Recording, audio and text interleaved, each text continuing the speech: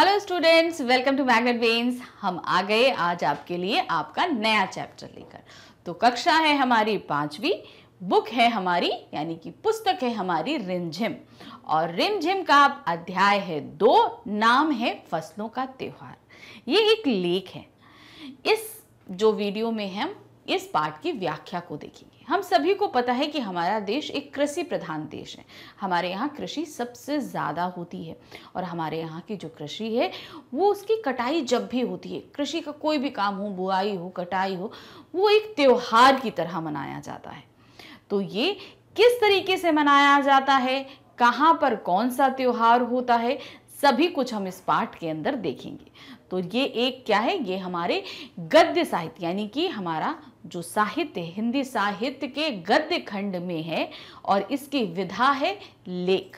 ये क्या है हम सभी आपको बता चुके हैं कि हमारा हिंदी लिटरेचर यानी कि हमारा हिंदी साहित्य, हिंदी लिटरेचर को हम हिंदी में हिंदी साहित्य कहते हैं। ये 2 खंडों में विभाजित होता है, गद्य खंड और काव्य खंड। गद्य खंड में बहुत तरीके होते हैं लिखने के, जैसे हम लोगों ने पढ़ा है, उपन्यास होते हैं, कहानियाँ होती हैं, निबंध होते हैं, लेख होते हैं, भेंटवार्ता है, साक्षात्कार है, हर तरीके से लिखे जाते हैं ये। तो उसी तरीके से ये हमारा कौन सी विधा में है, ये है लेख में। चलिए इस पाठ को देखना शुरू करते हैं। तो ये पाठ हमारा है फसलों का त्योहार। सारा दिन बोरसी के आगे बैठकर हाथ तापते हुए गुजर जाता है। कहाँ तो खिचड़ी के समय धूप में गर्माहट की शुरुआत होनी चाहिए और यहाँ हम सूरज के इंतजार में आस लगाए बैठे हुए हैं। पूरे 10 दिन हो गए सूरज लापता है। आज सुबह तो रजाई से निकलने की हिम्मत नहीं हो रही थी। तो ये समय कब है खिचड़ी का, यानी कि 15 जनवरी, 14-15 जनवरी को हम लोग के यहाँ खिचड़ी होती है, उसके आसपास का समय। उस समय क्या है, धूप में थोड़ी गर्माहट आ जाती है क्योंकि ठंड बीत जाती है। थोड़ा सा समय जो बहुत ही मुश्किल ठंड का समय होता है बीत जाता है। और आज जो यहाँ पर जो कहानी हम लोग पढ़ रहे हैं, इसमें हम लोगों ने क्या देखा कि सूरज के कहीं पता ही नहीं है, 10 दिन से सूरज नहीं निकला है, आग तापी जा रही है, तो सब ठंड से परेशान है। बाहर देखने से तो समय का अंदाजा बिल्कुल नहीं हो रहा, लेकिन घर में हो रही चहल पहल अब पता चल रही है। रह रहकर कानों में कभी ही चापाकल के चलने और पानी के गिरने की आवाज, तो कभी किसी के हाँक लगाने की आवाज आ रही थी। जा भाग के देख केरा के पत्ता आयल की ना। तो यहाँ पर क्या दिया है उन्होंने कि बाहर देखने पे समय का अंदाजा नहीं था। अब समय का अंदाजा मतलब सूरज नहीं निकला है, ठीक है। तो बाहर मौसम कैसा होता है, बदली वाला मौसम होता है ना, सूरज नहीं होता तो कैसा रहता बदली, कि अब पता नहीं चलता कि भाई सुबह का टाइम है कि शाम का टाइम है कि दोपहर का टाइम है। तो इन टाइम समय में हम फर्क नहीं कर पाते क्योंकि मौसम हमेशा कैसा बदली का बना रहता है, धूप नहीं रहती, तो इसलिए पता नहीं चल रहा। पहले एकदम सन्नाटा रहता था, अब क्योंकि ठंड बहुत ज्यादा होती थी तो बिल्कुल सन्नाटा रहता था, तो लोग ज्यादा चहल पहल नहीं करते थे। लेकिन अब क्या है, कानों में थोड़ा थोड़ा आवाज आ रही है। चापा चल यानी कि पानी जो चलता है ना, उसको बोलते, वो चल रहा है, पानी गिरने की आवाज आ रही है। इतने में किसी ने बोला कि जा भाग के देख केरा के पत्ता आयल की ना, मतलब जाके भाग के देखो कि केले के पत्ते आए हैं या नहीं। आज ई लोग के उठे के नाखी का बोल जल्दी तैयार होखरा। तो यहां पर क्या बोल रहे हैं कि क्या आज इन लोगों को जल्दी उठने की नहीं है क्या, उनसे उन लोग को बोलो कि जल्दी उठे और तैयार हो जाएं। अब तो उठने में ही भलाई है। तो अब क्या है, अब कौन बोल रहा है, जो बच्चा बोल रहा है ना, जो हमको सुना रहा है, वो क्या बोलता है, अब उठने में ही भलाई है। तो अब ये जो बोल रहा है ना, जिसने बोला कि केले के पत्ते आए कि नहीं, इन लोग को उठने का है कि नहीं, जल्दी बोलो तैयार हो जाओ, ये कौन है, घर की बुजुर्ग दादी है, वो बोल रही हैं। और ये क्या है, उठने में भलाई है, तो ये किसने बोला है, ये उन्हीं का पोता है। नहा धोकर हम सभी एक कमरे में इकट्ठा हुए। दादा और चाचा ने क्या सफेद चकाचक मार लगी धोती और कुर्ता पहना हुआ था। खिचड़ी में ऐसन ठाठ हम पहले कब्बो ना ही देखी नी, सारा देह कनकना देत। तो क्या बोल रहे हैं कि खिचड़ी के समय जो है ऐसी ठाट बाट हमने कभी भी नहीं देखी थी, बड़ा मजा आ रहा है देखने में। पापा ने कहा शायद आज धोती में उन्हें ठंड कुछ ज्यादा लग रही है। अब भाई ठंड का मौसम है, अब धोती कैसी होती, खुली खुली रहती है, तो उसमें क्या है, पापा बोल रहे थे कि इस धोती में मुझे आज खुद ठंड ज्यादा लग रही है। सामने मचिया पर खादी की सफेद साड़ी पहने हुए दादी बैठी थी। मचिया मतलब चारपाई टाइप की होती, चारपाई होती है, छोटी सी होती है, उस पे जो है दादी बैठी हुई थी। कैसी साड़ी पहने? सफेद साड़ी पहने। आज दादी ने अपने बाल धोए हैं, झक सफेद सेमल की रुई जैसे हल्के फुल्के बाल, गौर से देखने पर भी एक काला बाल नजर नहीं आता। बिल्कुल धुली धुली सी लग रही हैं दादी। अब दादी के सारे बाल सफेद है, एक भी बाल उनका काला नहीं है, और एकदम बाल ऐसे सॉफ्ट जैसे सेमल की रुई, और एकदम जैसे लग रहा था बड़ी धुली धुली सी दादी बैठी। एक तो सफेद साड़ी पहनी, बाल सफेद एकदम, तो जैसे लग रहा था बहुत धुली हुई सी दादी बैठी हुई है। उनके सामने केले के कुछ पत्ते कतार में रखे हैं, जिस पर तिल, मिठा यानी कि गुड़, चावल आदि के छोटे छोटे ढेर पड़े हैं। हमें बारी बारी से उन सभी चीजों को छूने और प्रणाम करने के लिए कहा गया। जब सबने ऐसा कर लिया तो उन सभी चीजों को एक जगह इकट्ठा करके दान में दे दिया गया। अब खिचड़ी के समय क्या होता है?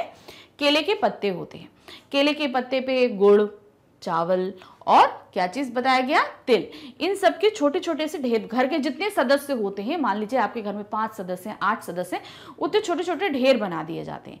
जो भी नहा के आता है वो क्या करता है? उसको छूता है और बीच में कर देता है। तो बीच में करने से क्या होता है? वहां पे ये छू लिया गया है पार्ट, दूसरा आएगा, दूसरा छू के उसको बीच में कर देगा।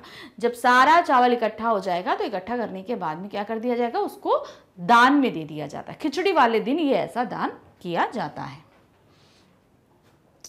आज तो अप्पी दीदिया बुरी फंसी, उन्हें ना तो चूड़ा दही ही पसंद है और ना ही खिचड़ी, पर आज तो फरमाइशी नाश्ता नहीं चलेगा। खिचड़ी वाले दिन क्या होता है? बिहार के साइड में चूड़ा दही खाया जाता है, ये वहाँ का ट्रेडिशन होता है चूड़ा दही खाने का। मगर दीदी जो हैं और अप्पी जो हैं उनको चूड़ा दही बिल्कुल पसंद नहीं है, और नाश्ते में कुछ आज बनना नहीं, क्योंकि नाश्ता आज चूड़ा दही का, चूड़ा दही और गुड़ मिलाकर इसका नाश्ता किया जाता है सुबह सुबह। उन्हें दोनों ही चीजें खानी पड़ेंगी। आज खिचड़ी जो है, खिचड़ी खाने के बाद सभी ने गया से आए तिल, गुड़ और चीनी के तिलकुट को बड़े चाव से खाया।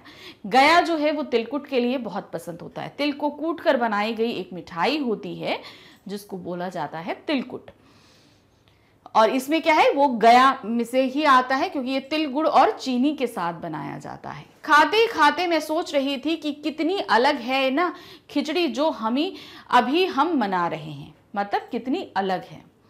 स्कूल में हम जो खिचड़ी मनाते थे उसकी अलग ही मस्ती हुआ करती थी। छुट्टी का दिन, नाव में बैठकर गंगा नदी की सैर और फिर टापू पर बालू से दौड़ते हुए पतंग उड़ाना या उड़ने की कोशिश करना।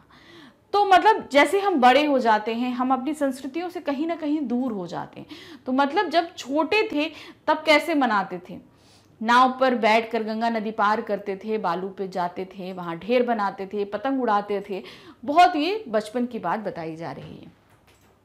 कितना मजा आता था। इधर हम पतंग उड़ाते थे और वहीं थोड़ी दूर पर गुरुजी, बिमला दिद्दा, आनंद जी, ये झिलमिट भैया सब मिलकर ईंट से बने चूल्हे पर बड़े बड़े कढ़ाओं में खिचड़ी बनाते थे। तो बच्चे खेलते थे और घर के बड़े क्या करते थे? वहां पर खिचड़ी बनाते। भाई सुबह तो दिल जो है दही चूड़ा का नाश्ता हो गया, अब उसके बाद दोपहर में क्या बनती थी? खिचड़ी बनती थी।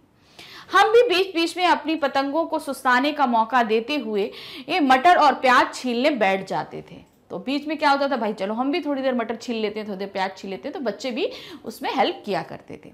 वैसी खिचड़ी फिर दोबारा खाने को नहीं मिली। वाकई ढंग कैसा भी हो, पर है ये खुशियों का त्योहार।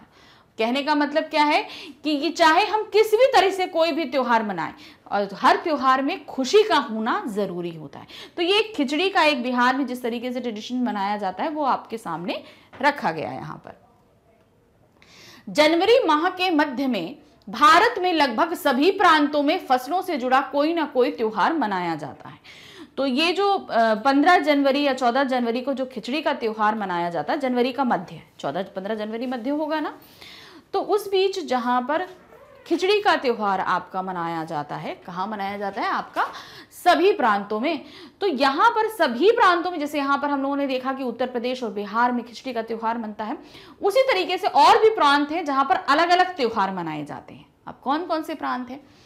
कोई फसलों से तैयार हो जाने पर खुशी बांटता है, तो कोई लोग इस उम्मीद में खुश होते हैं कि अब पाला कम पड़ेगा, सूरज की गर्मी बढ़ने से खेतों में खड़ी फसल तेजी से बढ़ेगी।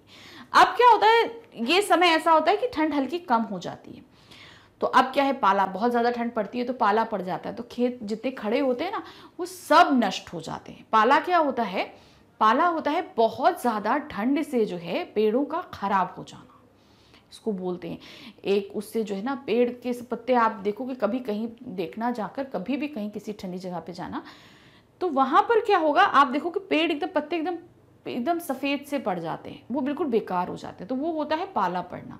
इसलिए आप देखिए जहाँ पर बर्फ़ पड़ती है, जब बर्फ़ पड़ती है तो वहाँ पे कहीं भी हरियाली देखने को नहीं मिलेगी, क्योंकि वो बर्फ़ से सब सारी हरियाली ख़त्म हो चुकी होती है।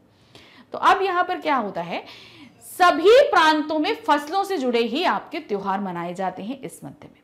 कोई इसलिए कि फसल कट के तैयार हो गई, कोई इसलिए कि भाई अब ज़्यादा ठंड नहीं पड़ेगी और जितनी भी फसलें खेत में खड़ी हैं वो सभी बहुत अच्छे से आगे बढ़ेंगी। सभी प्रांतों और इलाकों का अपना रंग और अपना ढंग नजर आता है, मतलब हर प्रांत में अपने अपने तरीके से इन खुशियों को मनाया जाता है। इस दिन सब लोग अच्छी पैदावार की उम्मीद और फसलों के घर में आने की खुशी का इजहार करते हैं। भाई फसल कट गई, कट के घर आ गई, तो भाई एक त्योहार ही होता है किसानों के लिए, तो भाई त्योहार ही होगा। तो इस बात से वो बहुत खुश होते हैं। उत्तर प्रदेश, बिहार, मध्य प्रदेश में मकर संक्रांति या तिल संक्रांत, अब देखिए हर जगह पर ये त्योहार कैसे कैसे मनाया जाता है। उत्तर प्रदेश, बिहार, मध्य प्रदेश में मकर संक्रांति या तिल संक्रांत के नाम से जाना जाता है। असम में इसी दिन, इसी में क्या बनाया जाता है, बिहू मनाया जाता है। केरल में ओणम के नाम से जाना जाता है। तमिलनाडु में पोंगल के नाम से जाना जाता है। पंजाब में लोहड़ी, झारखंड में सरहुल, गुजरात में पतंग का पर्व, सभी खेती और फसलों से जुड़े त्योहार हैं। तो ये जितने भी त्योहार मनाए जा रहे हैं ये सब जनवरी के मध्य में मनाए जा रहे हैं और सब ही फसलों से जुड़े ही त्योहार हैं। इन्हें जनवरी के मध्य अप्रैल तक अलग अलग समय मनाया जाता है। तो जनवरी के मध्य से लेकर अप्रैल तक अलग अलग समय मनाते हैं। झारखंड में सरहुल बड़े जोरों खरोश के साथ मनाया जाता है। 4 दिनों तक इसका जश्न चलता है। सरहुल कितने दिन तक मनाया जाता है, 4 दिन तक मनाया जाता है। कहां पर, झारखंड में। अलग अलग जनजातियां इसे अलग अलग समय में मनाती हैं। संथाल लोग फरवरी मार्च में, तो ओरांव लोग इसे मार्च अप्रैल में मनाते हैं। आदिवासी आमतौर पर प्रकृति की पूजा करते हैं। तो देखिए अब झारखंड में ही सरहुल में, भाई देखिए वो आदिवासी प्रांत है, तो हर आदिवासी लोग इसे अलग अलग टाइम पे मनाते हैं। कोई इसे कहां पर मना रहे हैं, संथाल लोग फरवरी मार्च में मना रहे हैं, तो ओरांव लोग कब मनाते हैं, मार्च अप्रैल में मनाते हैं। तो ये मगर होता ये प्रकृति से रिलेटेड ही है, यानी कि नेचर की ही पूजा करी जाती है। सरहुल के दिन विशेष रूप से साल के पेड़ की पूजा की जाती है। साल का एक पेड़ होता है, बहुत बड़ा सा पेड़ होता है, तो उस दिन उस पेड़ की पूजा करी जाती है। यही समय है जब साल के पेड़ों में फूल आने लगते हैं और मौसम बहुत ही खुशनुमा हो जाता है। तो ये टाइम क्या होता है, ये होता है फूल आने का समय होता है, यानी कि साल के पेड़ पर फूल आता है और बहुत ही अच्छा मौसम रहता है। स्त्री पुरुष दोनों ही ढोल मंजीरे लेकर रात भर नाचते गाते हैं। चारों ओर फैली हुई छोटी छोटी घाटियां, लंबे लंबे साल के वृक्षों का जंगल और वहीं आसपास बटे छोटे छोटे गांव होते हैं।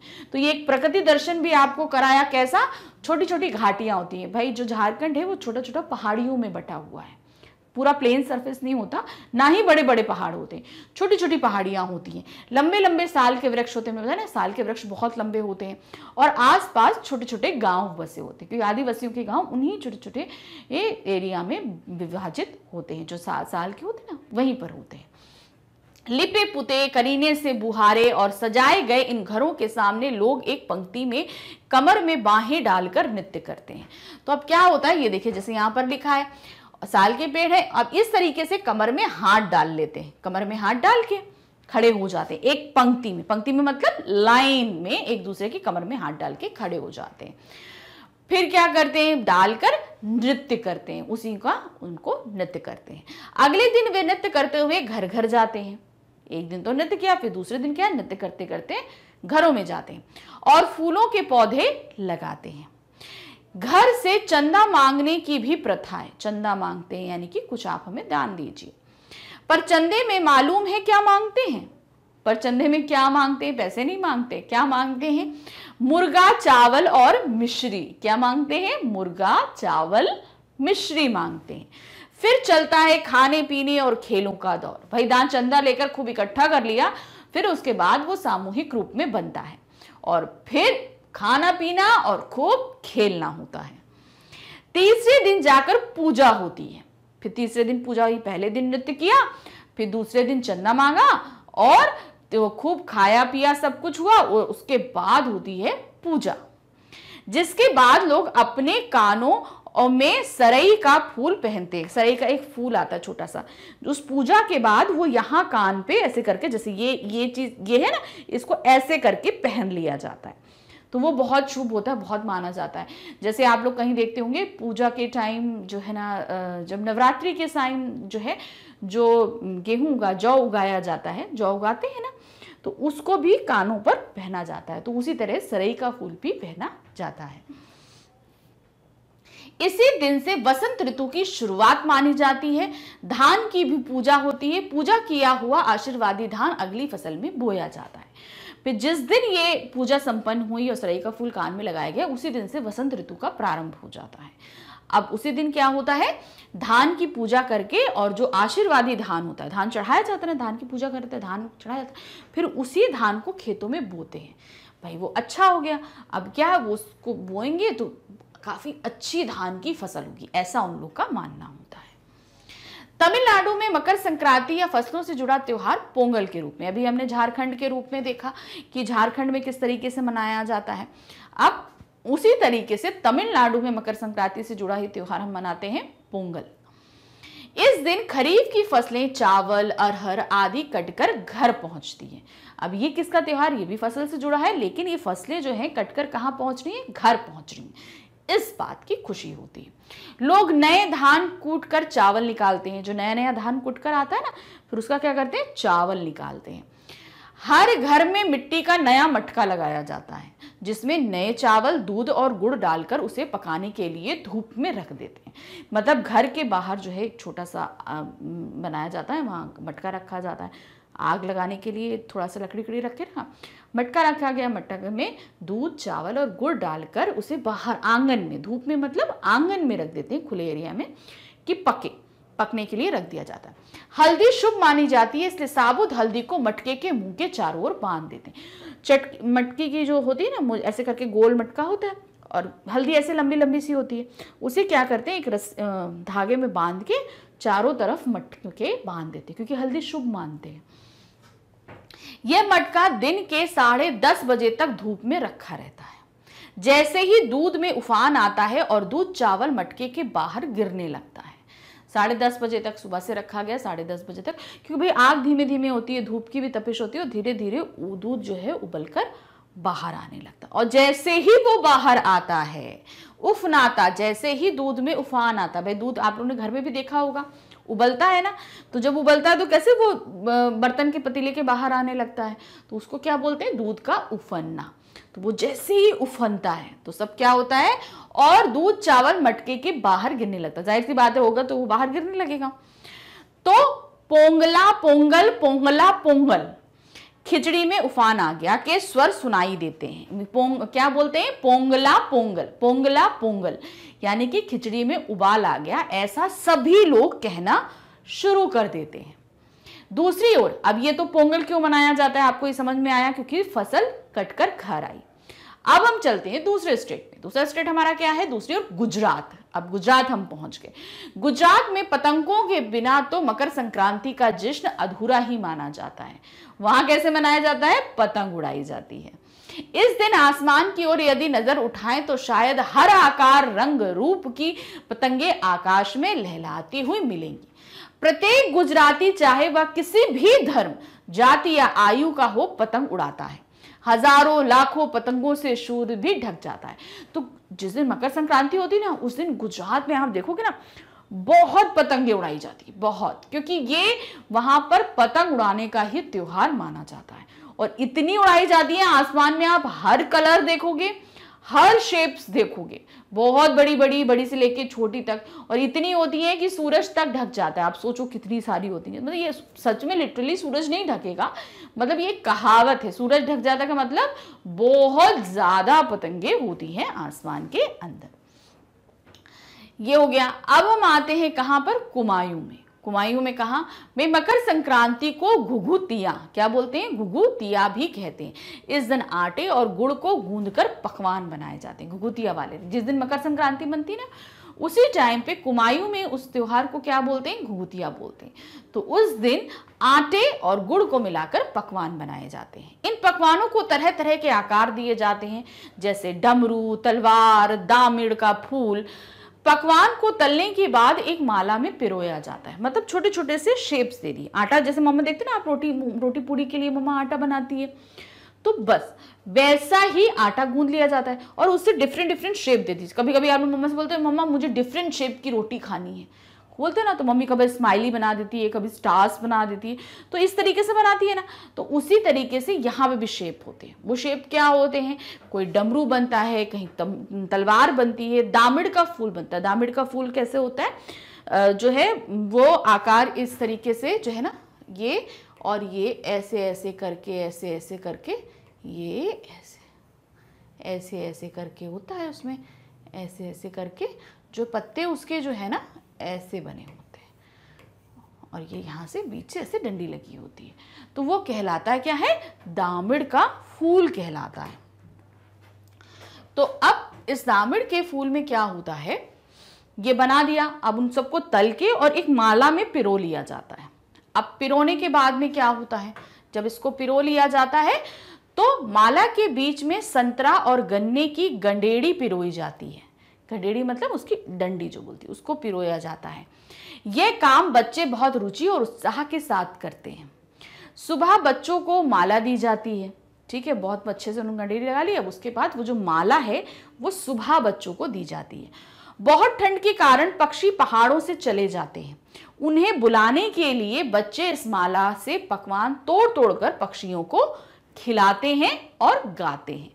अब वो जो माला उनको दी गई और गंडेड़ी दी गई, अब बच्चे क्या करते हैं, वो जो माला में उन्होंने डमरू, तलवार, दामिड़ का फूल बनाया था, अब उसको जो है ना वो तोड़ते हैं और ऐसे ऐसे कर फेंकते हैं कि पक्षी वापस आ जाए, क्योंकि ठंड बहुत पड़ी होती है कुमायूं में। कुमायूं तो पहाड़ी एरिया होता है, तो वहाँ बहुत ठंड पड़ती है, तो पक्षी चले गए होते हैं उस ठंड के टाइम में।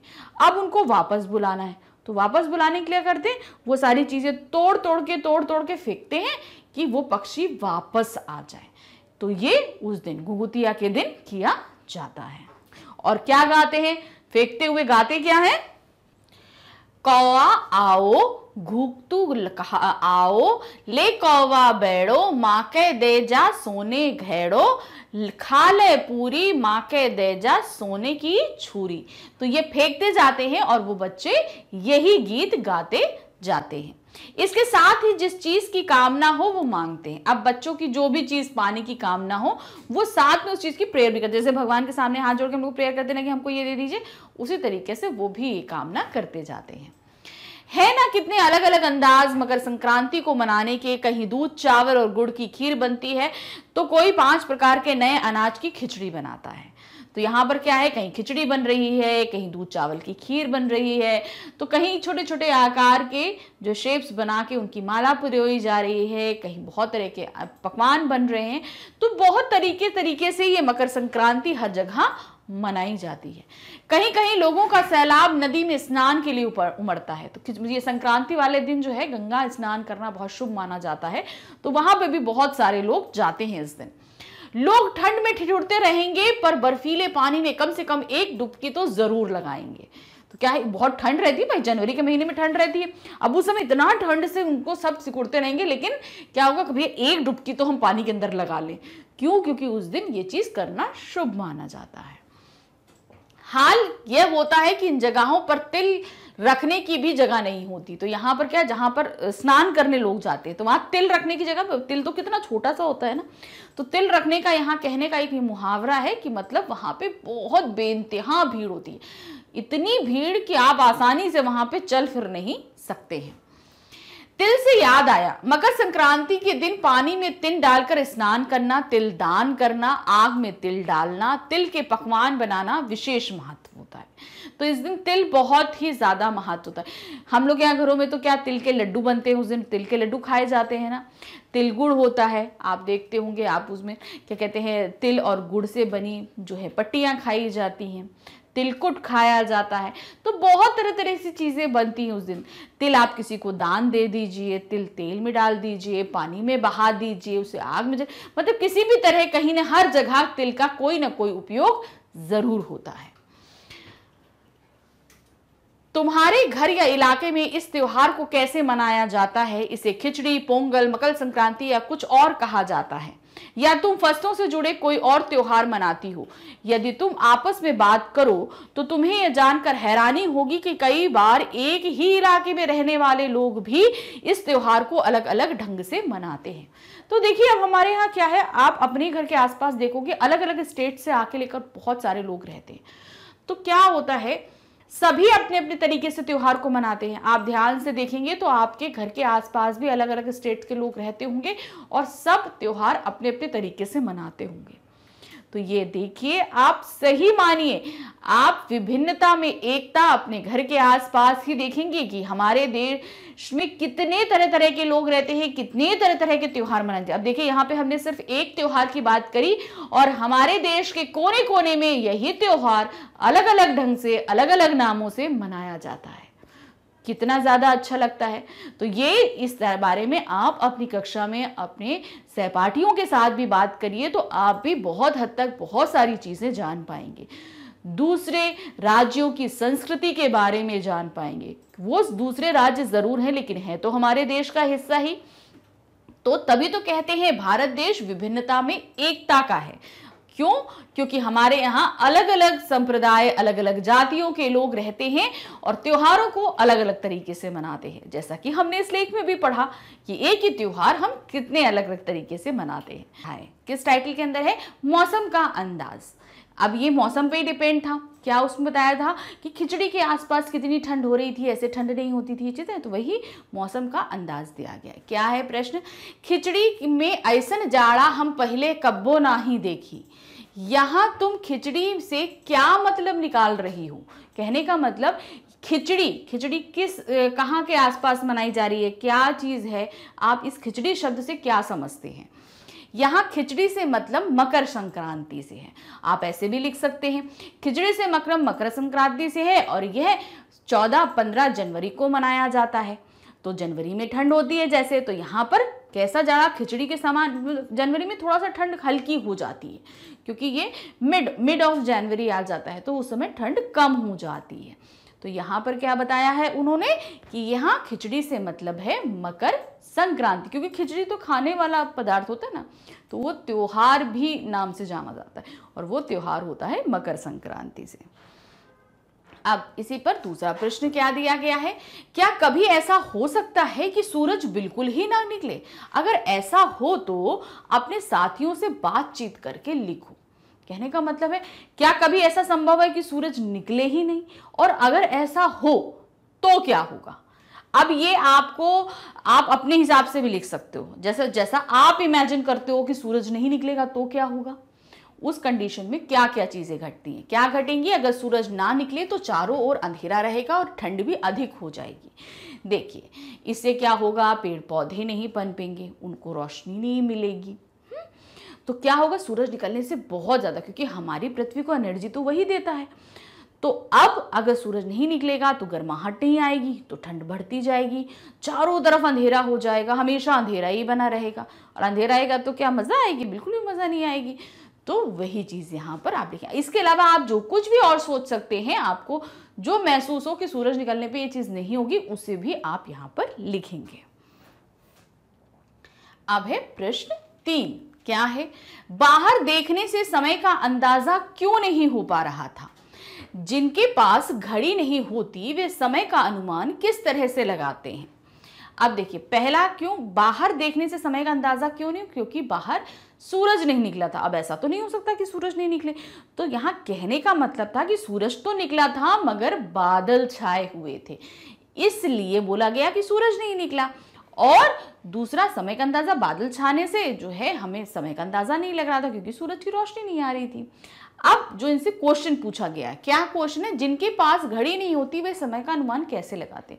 भाई घड़ी तो बहुत ही अभी आई ना, पुराने समय के लोग घड़ी में कैसे अंदाजा लगाते हुए, मान लो श्री राम जी हैं, श्री कृष्ण जी थे, इतने पुराने समय में, उस समय तो घड़ी नहीं थी, तो तब घड़ी का अंदाजा कैसे लगता था।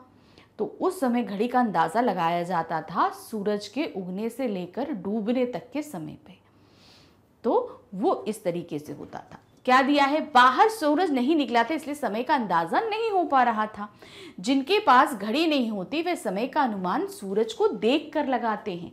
देखिए कभी भी आप जाना ना तो देखना, एकदम आप खड़े हो और सूरज आपके सर के ऊपर है, तो वो समय क्या होता है, एकदम दोपहर के 12 बजे। फिर धीरे धीरे धीरे धीरे आप जैसे जैसे नीचे आते जाएगा समय घटता जाएगा। जैसे पूरब से सूरज निकला, थोड़ा थोड़ा थोड़ा थोड़ा ऊपर करते 12 बजे ऊपर, फिर धीरे धीरे धीरे धीरे ढलते हुए नीचे आ जाता है। तो ये अंदाजा लगता है समय का सिर्फ इधर। जैसे हम लोग घड़ी होती है ना, हम लोगों ने घड़ी देखी ना, तो 12 कहाँ होता है, सीधे सर के ऊपर, तो एक आप ऐसे रखो, ठीक है।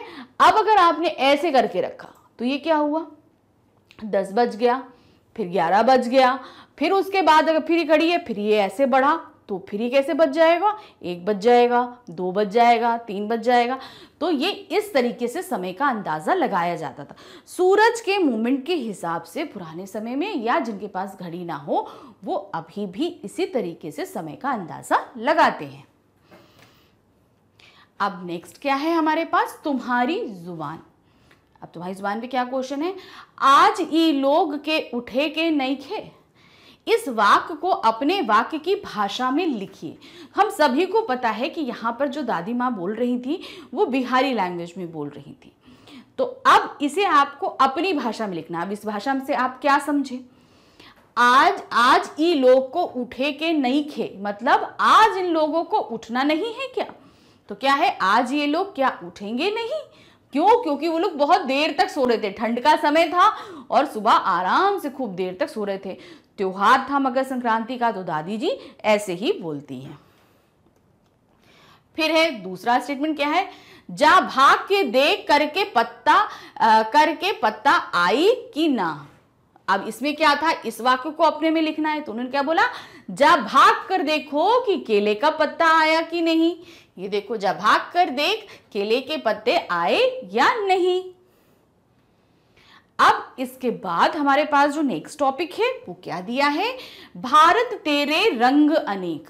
क्या टॉपिक है, भारत तेरे रंग अनेक। अब इस पे प्रश्न क्या पूछा गया है, विविधता हमारे देश की पहचान है, फसलों का त्योहार हमारे देश के विविध रंग रूपों का उदाहरण है। जैसे हमने पाठ में पढ़ा कि सिर्फ फसलों का ये त्योहार कितनी जगह अलग अलग तरीके से बनाया जाता है। नीचे विविधता के कुछ और उदाहरण दिए गए हैं। 5-5 बच्चों के समूह एक एक उदाहरण लें और उस पर जानकारी इकट्ठी करें। जानकारी चित्र, फोटोग्राफ, कहानी, कविता, सूचना परक सामग्री के रूप में हो सकती है। अब ये आपको एक्टिविटी है, आप अपनी क्लास में भी कर सकते हैं इसे। हर समूह इस जानकारी को कक्षा में प्रस्तुत करे। तो हर समूह को क्या करना है, एक एक उदाहरण लेकर आना है। क्या है, भाषा, कपड़े, नया वर्ष, भोजन, लोक कला और लोक संगीत। इनमें से कोई एक टॉपिक आपको सिलेक्ट करना है और उदाहरण लेके आना है। अब हमने इस पे लिखित रूप में आपके सामने कुछ रखा है, आप इसकी पिक्चर्स भी कलेक्ट कर सकते हैं। तो क्या दिया है, सबसे पहला जो टॉपिक है हमारे सामने, भाषा। क्या है, भारत में हर जगह पर विभिन्न भाषाएं बोली जाती हैं, लेकिन राष्ट्रभाषा के रूप में सारे भारत में हिंदी का प्रयोग होता है। अब देखिए, इस स्टेटमेंट से विभिन्नता में भी एकता, यानी कि सभी जगह अलग अलग भाषा बोली जाती है, मगर हमारी राष्ट्रभाषा सिर्फ एक है और वो है हिंदी। फिर दूसरा है कपड़े। भारत के विभिन्न प्रांतों में अलग अलग तरह के कपड़े पहने जाते हैं। अब देखिए, सभी भारतवासी हैं, जितने भी भारत में रह रहे हैं ये सभी भारतवासी हैं, लेकिन सभी प्रांत के लोग अलग अलग कपड़े पहनते हैं। फिर उसके आगे है नया वर्ष। भारत में अलग अलग राज्य में नया वर्ष विभिन्न तरह से मनाया जाता है। सभी जगह अलग अलग तरीके से, अलग अलग जगह पे, जरूरी नहीं है कि 1 जनवरी से ही नया वर्ष शुरू हो। हमारा जो धार्मिक कैलेंडर है उसमें अलग तरीके से शुरू होता है। हर धर्म में अलग अलग तरीके से नया वर्ष मनाया जाता है। भोजन, देश के अलग अलग राज्य में विभिन्न तरह के भोजन मिलते हैं। हम सभी जानते हैं, आप अलग अलग जाओगे, सभी जगह अलग अलग जो है स्टेट के अलग अलग भोजन आप पाओगे, वहाँ पे सभी अलग तरह के टेस्टी टेस्टी भोजन होते हैं। फिर है लोक कला। लोक कलाएं क्या होती हैं? भारत में अलग अलग राज्य में विभिन्न कलाएं विद्यमान हैं जो भारत की संस्कृति बनाए हुए हैं। वहाँ पर क्या है, अलग अलग लोक कलाएं होती हैं, जैसे हर देश का पंजाब में अलग है, आपका उत्तर प्रदेश में अलग है, हर राज्य इवन हर सिटी में भी अलग अलग तरह की मनाई जाती है। फिर है लोक संगीत। क्या है? भारत में सभी राज्य के अलग अलग लोक संगीत हैं। भाई जब अलग अलग तरह के लोग रह रहे हैं तो अलग अलग तरह के लोक संगीत भी हैं। अब देखिए, जहां पर हमने तरह तरह के आपके बारे में लिख तो दिया, अब इसकी पिक्चर्स आप कलेक्ट कर सकते हैं। अब जैसे अलग तरह के लोक संगीत हैं तो आप लोक संगीत, लोक नृत्य अलग अलग तरीके से आप ले सकते हैं। फिर भोजन के नाम आप ले सकते हैं। बिहार में लिट्टी चोखा है, पंजाब में सरसों का साग मक्के की रोटी है, आपका कलकत्ता का रसगुल्ला है, बहुत अलग अलग तरीके के होते हैं। हाँ, आप आएंगे साउथ की साइड में आएंगे, इडली सांभर डोसा ये सब चीज़ें होती हैं। तो सब स्टेट्स के आप अलग अलग व्यंजन के नाम ले सकते हैं, उनकी पिक्चर्स कलेक्ट कर सकते हैं, जिन्हें आप एज अ प्रोजेक्ट करके इकट्ठा करके अपनी टीचर्स को दे सकते हैं। तो यहाँ पर हमने अलग तरीके से बताया, कपड़े अलग अलग परिधानों की फोटोग्राफ्स इकट्ठा कर सकते हैं, आप करिए, उनका कोलाज बनाइए और मैम को प्रेजेंट करिए। अब हमारे पास नेक्स्ट क्वेश्चन है, तुम्हें कौन सा त्योहार सबसे अच्छा लगता है और क्यों? इस दिन तुम्हारी दिनचर्या क्या होती है? अब देखिए, सभी के लिए सबका त्योहार अलग अलग होगा, तो जाहिर सी बात है सबके उत्तर भी अलग अलग ही होंगे। अब किसी को होली अच्छी लगती, किसी को दीपावली अच्छी लगती, किसी को रक्षाबंधन अच्छा लगता, किसी को जन्माष्टमी अच्छी लगती, किसी को ईद अच्छी लग रही है, तो किसी को क्रिसमस अच्छी लग रही है, किसी को बैसाखी अच्छी लग रही है। तो सबके त्योहार अलग अलग हैं और सभी का यहाँ आंसर भी अलग अलग होगा। हम यहाँ पे आइडिया दे रहे हैं, त्योहार अपनी तरफ से सिलेक्ट कीजिए, उसे आप कैसे मनाते हैं ये लिखिए, और उस दिन पूरा दिन आपका रूटीन क्या रहता है ये लिखिए। तो कैसे लिखेंगे? जैसे हमने यहाँ पर होली के ऊपर लिखा है, हमें होली का त्योहार सबसे अच्छा लगता है क्योंकि इस दिन चारों ओर रंग ही रंग देखने को मिलते हैं। अब आपको कौन सा त्योहार पसंद है और क्यों पसंद है ये लिखेंगे।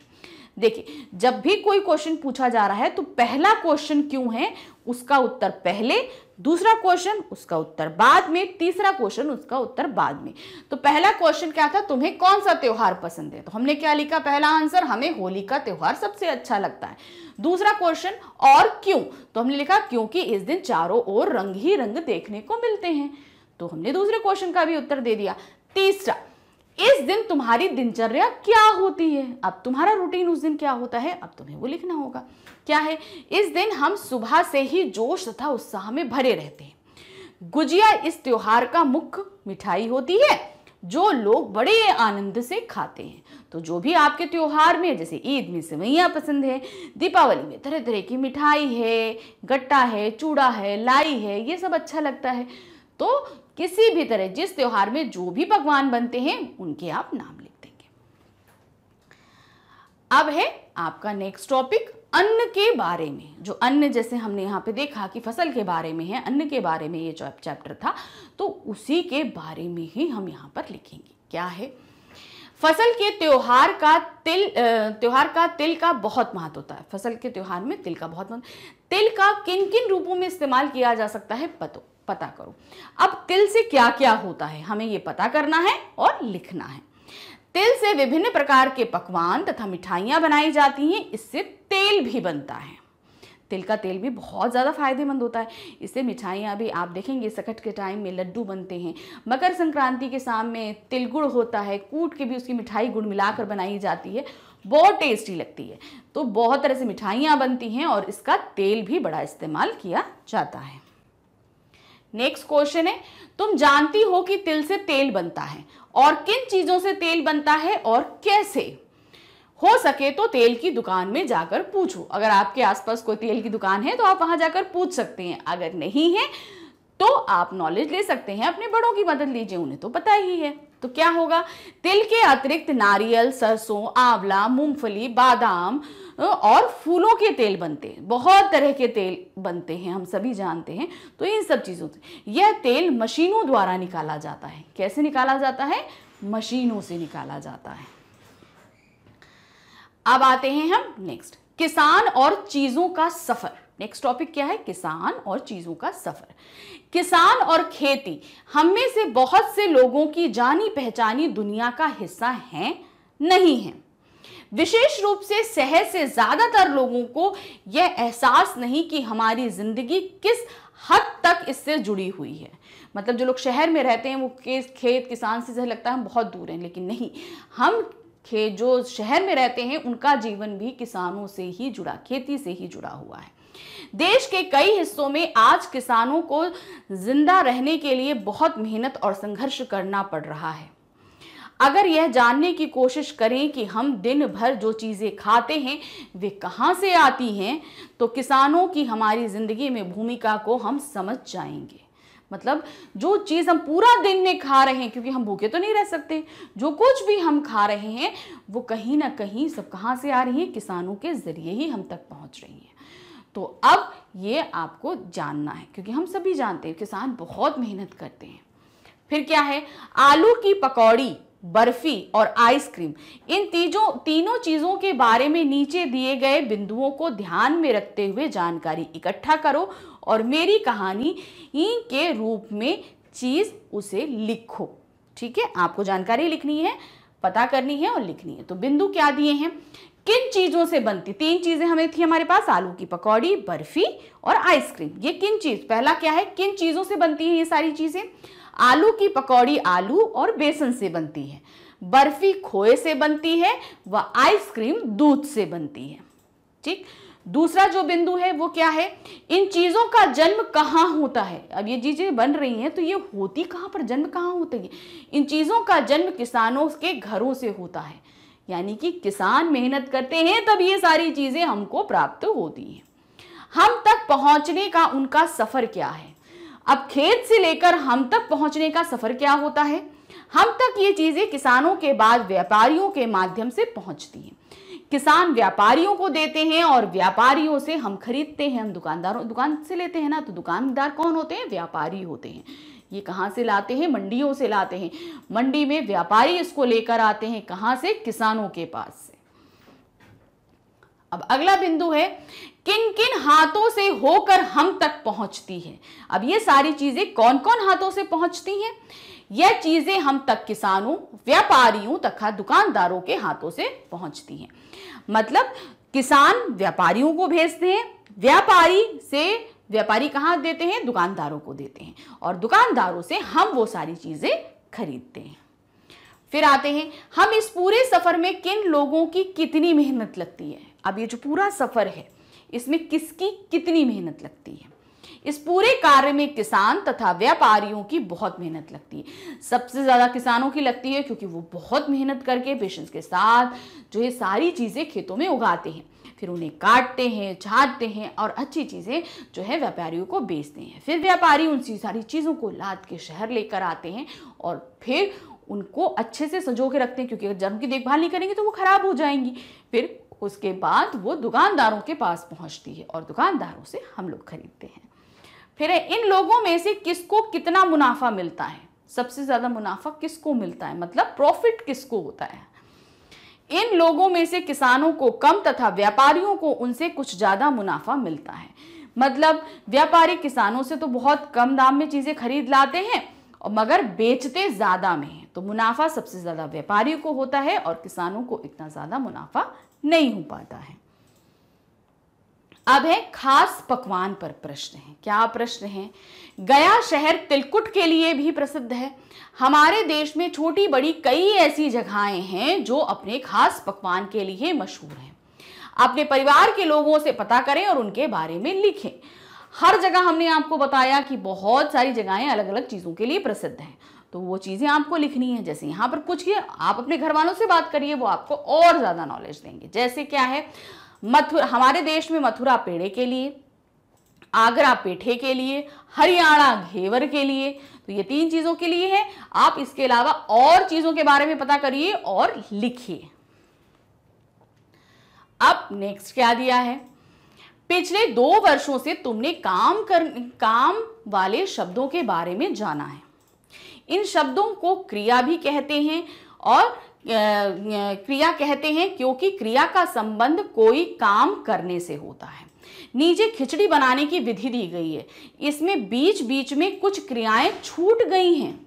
उचित क्रिया का प्रयोग करते हुए उसे पूरा करो। ठीक है, अब वो आपको यहाँ वर्ड्स दिए हैं, छौंकना, पीसना, पकाना, धोना, परोसना, भूनना।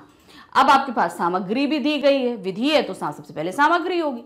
तो सामग्री क्या है? बंगाली क्या है? खिचूरी 5 व्यक्तियों के लिए है, सामग्री है और मात्रा है। अदरक है आपका 20 ग्राम, लहसुन 3 फांके, इलायची के दाने 3 छोटी, दालचीनी 2.5 यानी कि 2 और 1 आधी सेंटीमीटर का एक टुकड़ा, यानी कि 2.5 सेंटीमीटर का एक टुकड़ा, पानी 4 प्याले, मूंग दाल आधा प्याला, सरसों का तेल 3 बड़े चम्मच, तेज पत्ता 2, जीरा आधा चम्मच, प्याज बारीक कटा हुआ 1 मंझोला मतलब मीडियम साइज का 1 प्याज, चावल धुले हुए 1 प्याला, फूल गोभी बड़े बड़े टुकड़ों में कटी हुई 200 ग्राम, आलू छील कर 4 टुकड़ों में कटे हुए 2, यानी कि 2 आलू छील के उन्हें बड़े बड़े टुकड़ों में काटना है, मटर के दाने आधा प्याला, धनिया पिसा 1 बड़ा चम्मच, लाल मिर्च पिसी